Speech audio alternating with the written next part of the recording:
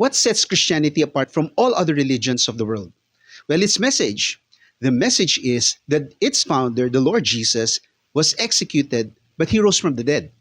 The argument is God raised him from the dead to vindicate him from the judgment by the Jewish authorities for blasphemy and rebellion by the Roman governor. So then his resurrection proved that he was guiltless and he was indeed the Messiah, the Son of the living God. So the Christian message is based on actual historical events, centered on a public personality whose life and works must be understood in the light of sacred writings.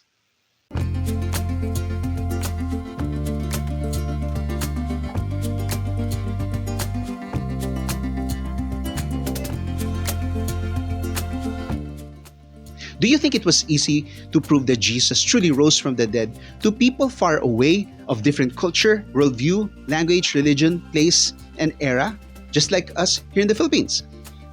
But the Apostle Paul faced that formidable task whenever he went to different cities, especially in places which we now know as Syria, Turkey, Greece, and Italy. To prove the importance of the resurrection of Jesus, he started with the tradition he inherited from the eyewitnesses of the life, teachings, and works of Jesus. 1 Corinthians chapter 15, verses 1 to 11. Now, brothers and sisters, I want to remind you of the gospel I preached to you, which you received and on which you have taken your stand. By this gospel you are saved, if you hold firmly to the word I preached to you. Otherwise, you have believed in vain. For what I received, I passed on to you as of first importance, that Christ died for our sins in accordance with the Scriptures, that he was buried, that he was raised on the third day in accordance with the Scriptures, and that he appeared to Cephas, then to the 12. Then he appeared to more than 500 brothers at one time, most of whom are still alive, though some have fallen asleep. Then he appeared to James, then to all the apostles. Last of all, as to one untimely born, he appeared also to me. Now, it is believed that verses 3b to 5 was one of the earliest Christological creed that the early church recited and proclaimed essential to their faith. Verses 6 to 8 were later additions. Paul intentionally added himself as an eyewitness of Jesus. But more than that, he was the last. He did not expect anyone after him to be an eyewitness and an apostle of the Lord Jesus Christ. The point is, this happened as prophesied by the Scriptures. Another important point is, there were many witnesses of the resurrection of Jesus Christ, including Paul, who was an enemy of the church. Verses 9 to 11. For I am the least of the apostles, and do not even deserve to be called an apostle, because I persecuted the church of God. But by the grace of God, I am what I am. And his grace to me was not without effect. No, I worked harder than all of them, yet not I, but the grace of God that was with me. Whether then it is I or they, this is what we preach, and this is what you believe.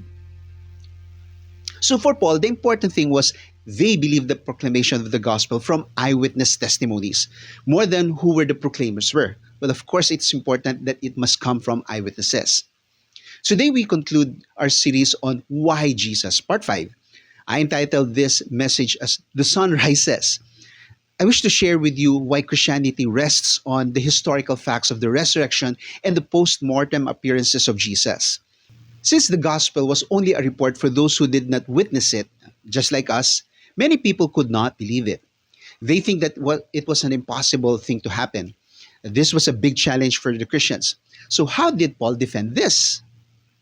First, we look at how Paul, with a negative argument, deal with those who say that the physical resurrection of Jesus and of the believers in the future is impossible. Well, because we have not known any other person to have experienced this except for the Lord Jesus Christ. So based on that, I will share 2 points to remember. Let's read 1 Corinthians 15, verses 12 to 19.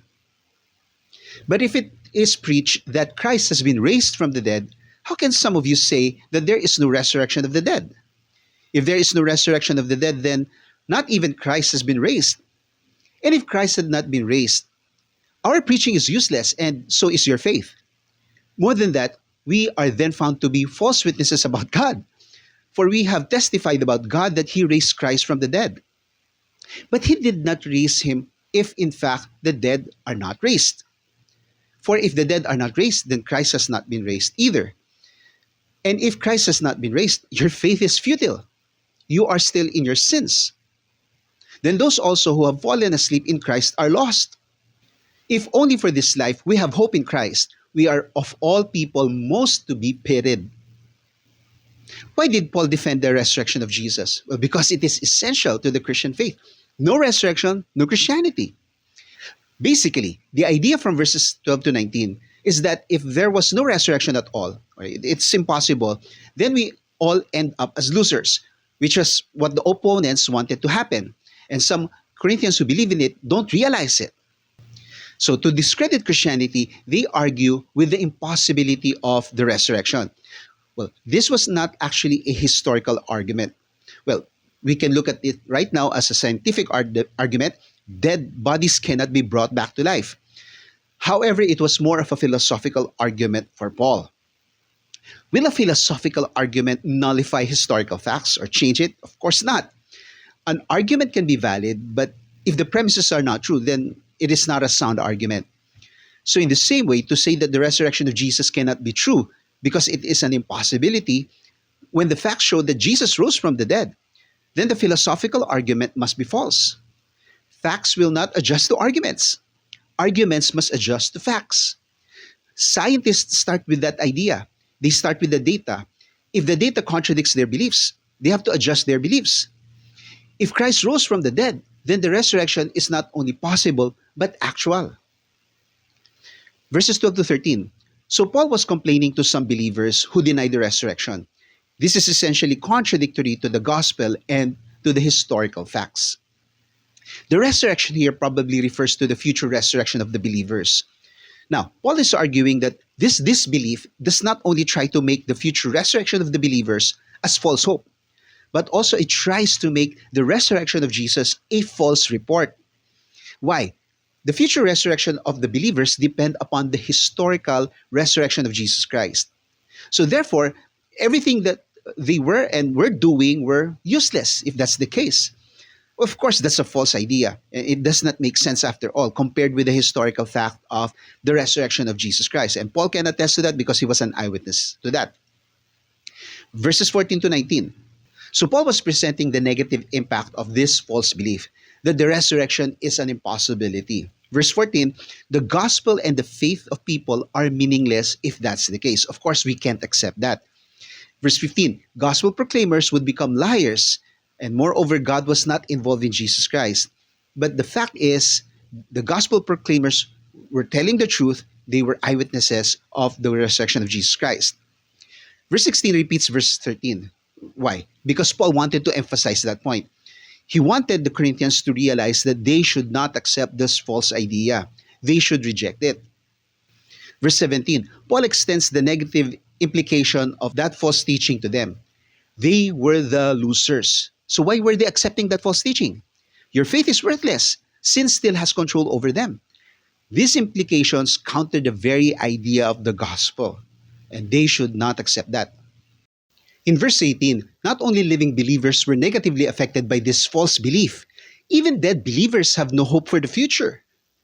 Moreover, in verse 19, Paul shows the negative impact of this false belief to the Christian hope. If hope is for this life only, and it does not extend beyond the grave, then that is not hope at all. All this time, believers have been hoping for nothing. Of course, this is unacceptable. And Paul hoped that the Corinthians will now see that they cannot continue to believe in this false ideology. Since the resurrection of Jesus is a historical fact and he was a witness of it, they can now be confident in Christ. Now, is this challenge still being presented against us Christians? Oh yes. By whom? Mostly by atheists. They believe that only natural events can occur in this world. They say that anomalous events must have some natural causes, which we do not know if we can't explain it by the current knowledge that we have. Only natural causes can be the sufficient explanation.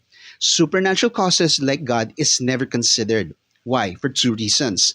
First, they say that there's no evidence for the existence of any supernatural being. Well, of course, we deny this. We believe that God exists and we know that He does. Second, supernatural causes contradict natural laws, and natural laws can never be broken. That's what they say. So, how do we answer these objections to the resurrection of Jesus Christ? First, we argue that God exists. And if He exists, we know that He is the one who raised Jesus from the dead. And so the resurrection of Jesus is not an impossibility, but an actual event. Number two, natural laws do not control the behavior of nature. Rather, they explain how nature works. All right? Third, natural laws always have conditions. What do we mean by this? If the conditions are met, certain predictions will probably occur. So, dead bodies do not rise from the dead naturally. And that's the proper expectation or prediction. Since God can act upon nature, then dead bodies can be raised up, right? Remember, we argue that God raised Jesus from the dead, verse 15. This is therefore not a natural event, but a supernatural one. So the conditions of nature were not met. So there was no violation of any natural laws. All right? Now, if you are confused, just repeat this part of the video so you can think them through. I hope I have given good answers to their objections. Now, let's go back to our study in 1 Corinthians chapter 15. Paul does not really give a counter argument here.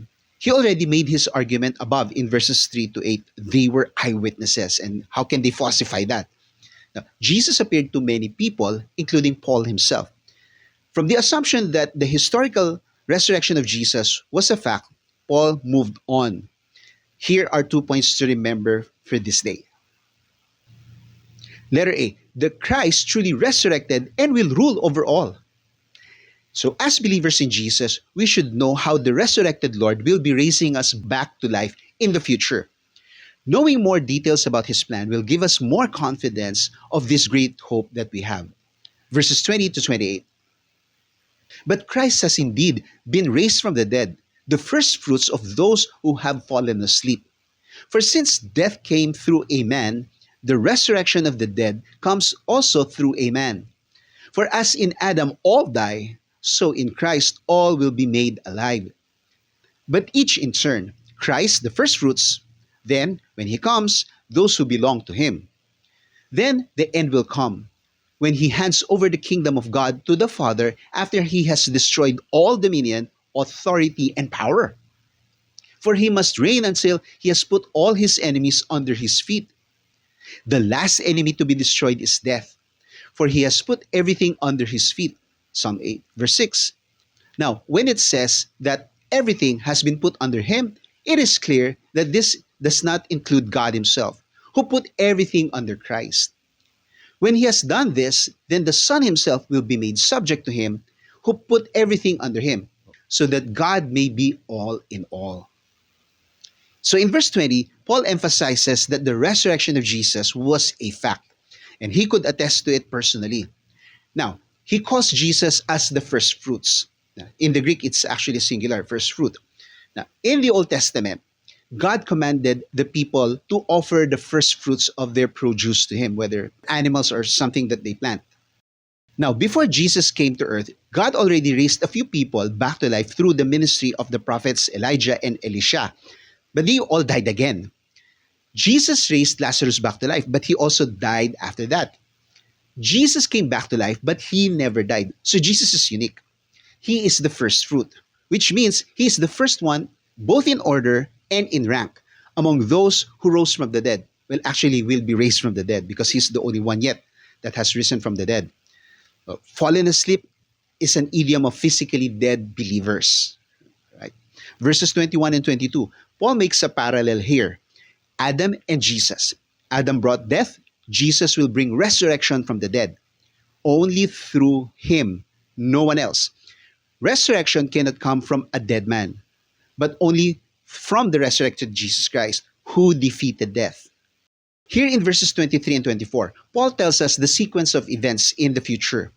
Jesus will return first, then the believers, those who belong to the Christ, will be resurrected after Him. After that, verse 25, the end will come. Jesus will end all evil on earth. He will get rid of all evil people. No one can overcome Him. Jesus will definitely win. He will do this with immense power. The end of evil will be very quick. There will be no single evil person left surviving. So at last, justice will be finally served. And then He will present this purified world to the Father. Wonderful. Verse 25. Jesus reigns right now, actually from the moment he rose from the dead and then he ascended to heaven. But Paul said this clearly in another letter that he wrote to another church in the east of Corinth, Ephesians chapter 1, verse 20. He exerted when he raised Christ from the dead and seated him at his right hand in the heavenly realms. So right now, Jesus is with the Father. He's at his right hand ruling. When will Jesus put all his enemies under his feet? We certainly don't know. He keeps that a secret from us. That's why we have to be watchful. We only know that when he comes, all his enemies will be subdued, judged, and sentenced to death. What an assurance from the Lord. Verse 26. The last enemy to be destroyed is death. Obviously, this has not yet happened. People are still dying. This will occur at the end. What death was Paul referring here? I think death in general. When he resurrects those who belong to him, they will never die again. Well, as for his enemies, he will impose death upon them. Okay. After that, there will be no more death. That is why death itself will be destroyed. That means we do not have to be concerned about facing death anymore. Death will be no more. John testified in the book of Revelation, chapter 20, verse 14, then death and Hades were thrown into the lake of fire. The lake of fire is the second death. So that's it. No one's going to die after that. Verse 27, Paul gives the Old Testament basis, specifically Psalm 8, verse 6, about the victory of Jesus over all his enemies. However, he makes a clarification here. The Father is excluded in that everything. Believers are glad to be under the authority of Jesus, but he will put them beside him. Well, his enemies will be very angry to be under his feet, but they cannot do anything about it. Paul clarifies that God will be the one who will put everything under the feet of Christ. The picture here is this. Jesus is the heir designate. God has everything under his feet, but he will give that responsibility to his Son, the Christ. Jesus will take care of everything for the Father.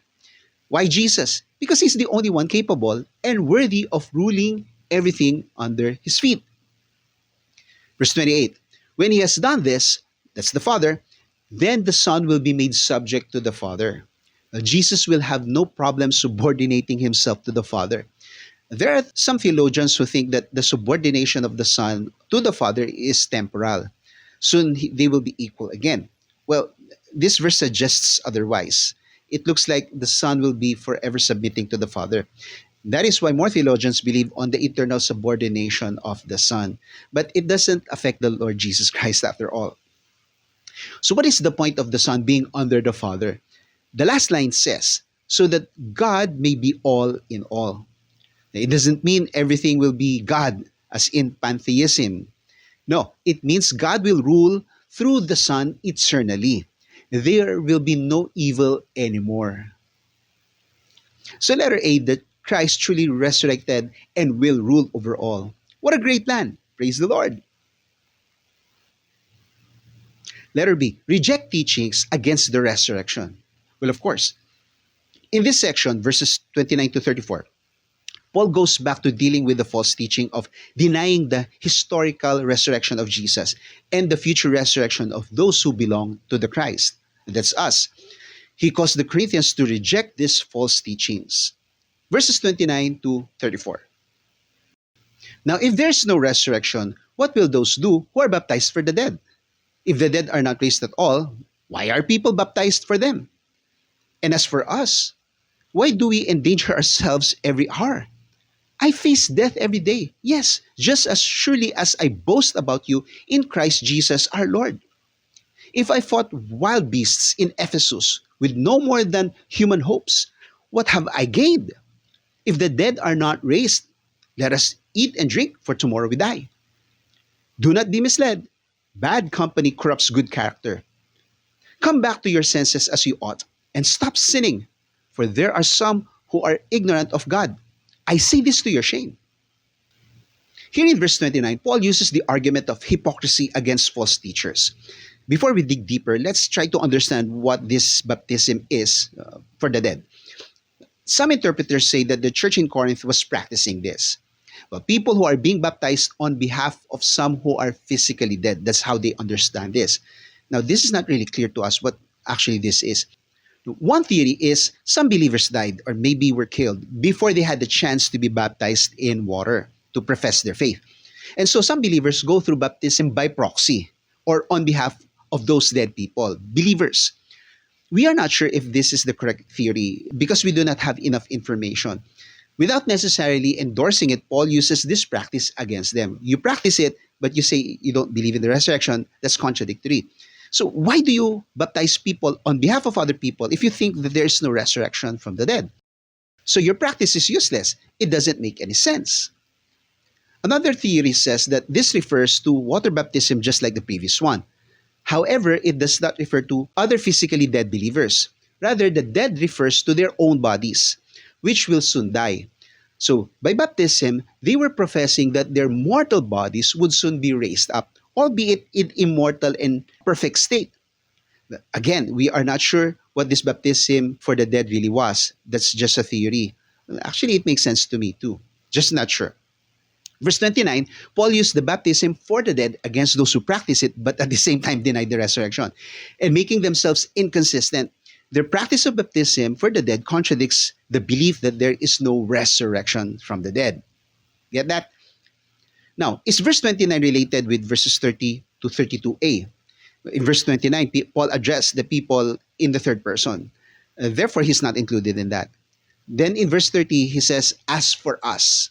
So therefore, he makes a shift from them to us. The point is, denying the resurrection affects both who practice the baptism from the dead as well as Paul and his team, the preachers, who sacrificed everything and faced all oppositions and struggles for the sake of the gospel.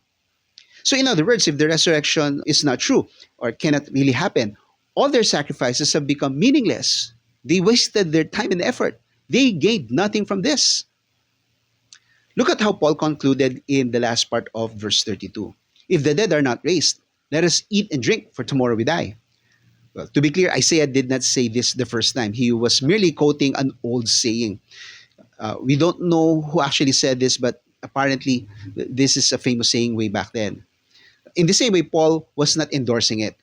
Okay, the point is, if there is no life to look forward after this life, then it opens up to living carelessly in the present life, since present actions do not have any consequences or effect toward the next life. Now, we do believe that if we live with fear in God in the present life, we will be accepted by God. Romans chapter 2, verses 6 and 7. He will render to each one according to his works. To those who by patience in well-doing seek for glory and honor and immortality, he will give eternal life. Same thing in verse 10 and 11. But glory and honor and peace for everyone who does good, first for the Jew and then for the Gentile. For God does not show favoritism. Well, that's a principle that's quite understandable and quite consistent, and it's fair. Now, if we live in rebellion against God in this present life, we do not have any future with Him. That's what verses 8 and 9, which is sandwiched with the verse just I read a while ago. But for those who are self-seeking and who reject the truth and follow evil, there will be wrath and anger. There will be trouble and distress for every human being who does evil. First for the Jew, then for the Gentile. So, Paul now gives the Corinthians an admonition here in verse 33. The saying, bad company corrupts good character, is sometimes attributed to a Greek tragedian, Euripides. Obviously, Paul agrees with the saying, and he used it to remind the Corinthians to stay away from those who deny the resurrection, and so should we. Now, verse 34 is clear and easy enough to understand. Paul wanted them to repent for believing those false teachers. Did you notice that? False beliefs led to sinful ways. And the Corinthians were already doing that. So Paul wanted them to stop this. All right? Are there Christians who are living like these Corinthians who were swayed to these false teachings? Or perhaps. I'm not going to be surprised if there are. They say they believe in the resurrection, but then they live as if tomorrow is the end of everything. Right? And they live sinfully. Let's stop this. All right? So letter B, reject teachings against the resurrection. The discussion of Paul about the resurrection continues for the rest of chapter 15, but we will end here in verse 34. The sun rises the victory of Jesus. There is nothing for us to worry about our salvation, for Jesus was indeed raised from the dead, and we're assured of our future. For the gospel we received is based on historical facts. No ideology can alter or make it a lie. God has raised Jesus from the dead. Surely, Jesus said He will raise us up from the dead on the last day. John 6:39, 40, 44, and 54. This will be a glorious moment for us. Isn't that exciting? Are you excited to see this fulfilled? A. The Christ truly resurrected and will rule over all. B. Reject teachings against the resurrection.